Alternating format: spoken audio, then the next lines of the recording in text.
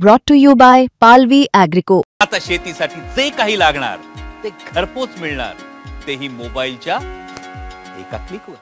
वयाच्या 89व्या वर्षी बॉलिवूडच्या ही मॅननं जगाचा अखेरचा निरोप घेतलाय. ज्येष्ठ अभिनेते धर्मेंद्र यांचं निधन झालंय.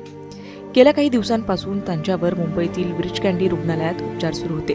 वयाच्या 89व्या वर्षी त्यांनी अखेरचा श्वास घेतला.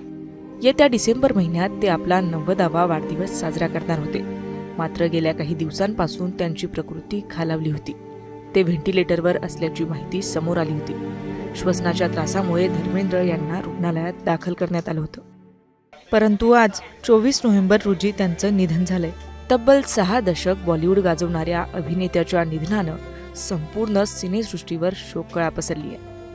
1981 मध्ये धर्मेंद्र यांनी चित्रपट उद्योगात आपले पाय अधिक मजबूत करण्यासाठी विजेता फिल्म्स हे त्यांचं प्रोडक्शन हाऊस सुरू केलं. विजेता फिल्म्सच्या माध्यमातून धर्मेंद्र यांनी सर्वात आधी त्यांची दोन्ही मुलं सनी देओल आणि बॉबी देओल यांना बॉलिवूडमध्ये आणलं. यानंतर धर्मेंद्र यांनी त्यांच्या कुटुंबातील पुढच्या पिढीला चित्रपटांमध्ये संधी दिली.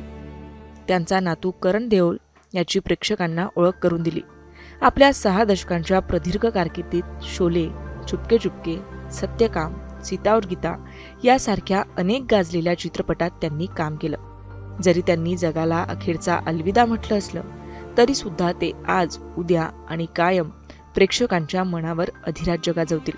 मुंबई तक, ब्युरो रिपोर्ट, मुंबई.